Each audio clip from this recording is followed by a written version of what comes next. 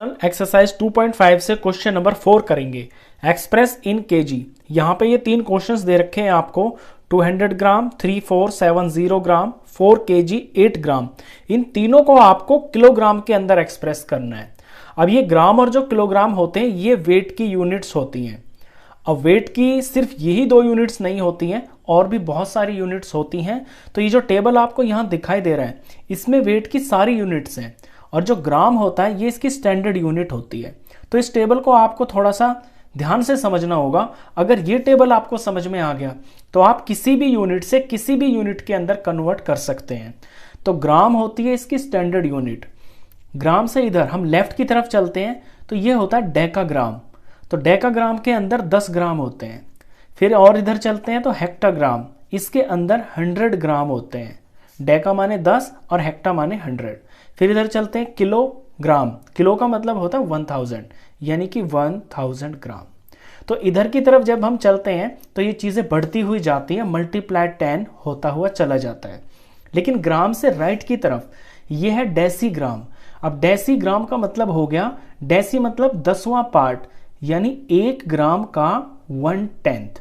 अगर ये कोई इतनी चीज़ ये 1 ग्राम है और इसके मैं बराबर 10 पार्ट कर देता हूं तो इतना जो पार्ट है ना ये हो गया 1/10 ग्राम, यानी कि डेसीग्राम। फिर ये सेंटीग्राम। सेंटी का मतलब होता है 100, यानी 1 ग्राम का 100th पार्ट। फिर है मिलीग्राम। मिलीग्राम मीन्स 1 ग्राम का 1000th पार्ट। तो ये इसके यूनिट्स को इस तरह से इस टेबल में दिखाया जाता है। अब यहां से ये जो किलोग्राम है ये है बिग यूनिट, यहां से बड़ी यूनिट चलती है, और इस तरफ जाते जाते आप देख रहे होंगे ये कम होता जा रहा है। 1000 से 100, 100 से 10, 10 से ये 1 हो गया, 1 से 1/10, 1/100, 1/1000। तो यहां से जब इस तरफ चलते हैं तो ये कम होता जाता है, तो इधर होती हैं छोटी यूनिट्स। तो जब भी बड़ी यूनिट से छोटी यूनिट बनानी हो, ध्यान रखना जब आपको बिग यूनिट से कन्वर्ट करके स्मॉल यूनिट बनानी होती है तो मल्टीप्लाई किया जाता है। और किससे मल्टीप्लाई किया जाता है ये डिपेंड करता है कि हम कितना जंप ले रहे हैं, कितने स्टेप्स यहाँ पे जो बॉक्स है उन्हें स्किप करते हैं। एक एग्जांपल से मैं बताता हूँ। लेट सपोज मेरे पास 5 किलोग्राम है और 5 किलोग्राम को मुझे ग्राम बनाना है। तो किलोग्राम से ग्राम तक जाने में मुझे 1, 2 और ये 3, मैंने 3 जंप्स लिए हैं। 3 जंप का मतलब हो गया 1 लगा के और 3 0, यानी कि 1000 से मुझे मल्टीप्लाई करना होगा इस 5 को। मल्टीप्लाई इसलिए करना होगा क्योंकि मैं बिग यूनिट से स्मॉल यूनिट बना रहा हूं। तो ये 5000 ग्राम बन जाएगा। अब इसी का उल्टा एग्जांपल मैं ले लूं। लेट सपोज मेरे पास कुछ ग्राम्स हैं, या हम क्वेश्चन ही करते हैं डायरेक्ट, अब आपको समझ में आ जाएगा। पहला जो क्वेश्चन है वो 200 ग्राम है, तो ग्राम से मुझे बनाना है किलोग्राम। अब ग्राम राइट साइड में है ना, और किलोग्राम लेफ्ट साइड में है, तो राइट वाली यूनिट छोटी है, तो छोटी से बड़ी बनानी है तो मुझे डिवाइड करना होगा। तो इस 200 को मुझे डिवाइड करना होगा कितने से, जितने स्टेप्स में इधर लूंगा। ग्राम से केजी पे आने के लिए 1, 2 और ये 3, तो 1 लगा के 3 zeros, यानी कि 1000 से मैं इसे डिवाइड करूंगा तो ये ग्राम जो है ना अब किलोग्राम बन जाएगा। तो ये होता है, बड़ी से छोटी यूनिट बनानी है तो मल्टीप्लाई कर देते हैं, जितने स्टेप्स हम चले हैं 1 लगा के उतने 0 से। और अगर छोटी से बड़ी यूनिट बनानी है तो फिर 1 लगा के उतने 0 लगा के डिवाइड कर देते हैं। अब इसे सॉल्व कर लेते हैं। वैसे ये दिख रहा है मेरे को, पहले मैं 200 लिख लेता हूँ, और क्योंकि इसके नीचे 3 0 हैं तो नीचे जब 3 0 हैं तो 1, 2 और 3, पीछे से 3 नंबर छोड़ के डेसिमल लगेगा, और ये बन गया है किलोग्राम। अब इसको मैं ये भी लिख सकता हूँ 0.2 किलोग्राम, क्योंकि पॉइंट के बाद नंबर की वैल्यू होती है, और आगे 0 आप लगाएं ना लगाएं वो आंसर आपका ठीक होता है। ये मैंने पहला पार्ट कर दिया। सेकंड पार्ट देखिए, यहाँ पे ग्राम दिया हुआ है और आपको किलोग्राम बनाना है, तो 3470।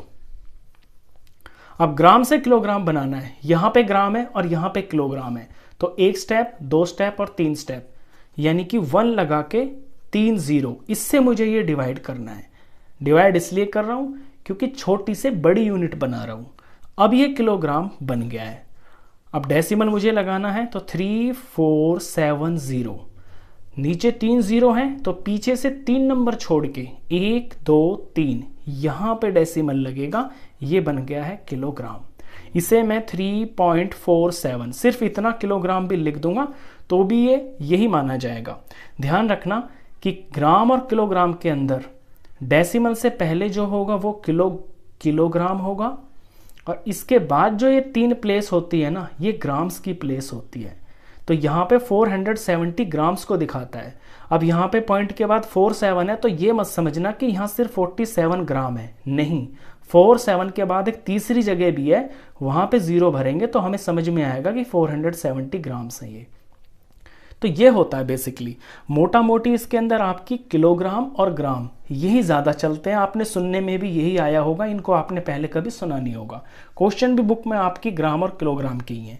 चलिए थर्ड पार्ट देखिए। थर्ड में 4 किलोग्राम और 8 ग्राम है और मुझे बनाना है इसका किलोग्राम।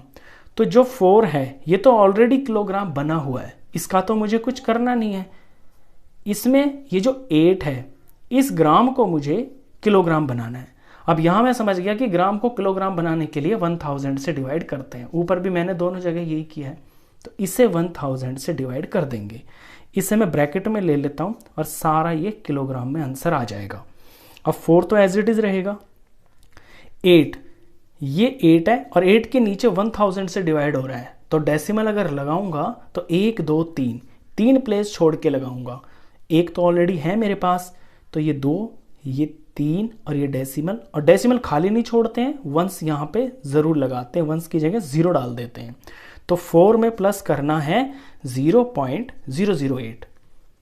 अब इन्हें प्लस कर लेते हैं, तो ये तो है 4 में कहीं डेसिमल नहीं है ना, तो यहाँ पे डेसिमल है क्योंकि वंस के बाद डेसिमल होता है। अब मुझे ये जोड़ना है इसके अंदर, तो इस बात की आप ध्यान रखें कि हमेशा डेसिमल के नीचे डेसिमल आता है। जब भी एडिशन और सब्ट्रैक्शन करते हैं तो डेसिमल के नीचे ही डेसिमल होना चाहिए।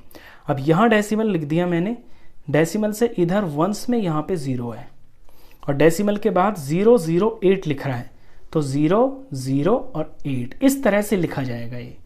तो 8 और ये 0 और ये 0 डेसिमल का डेसिमल और 4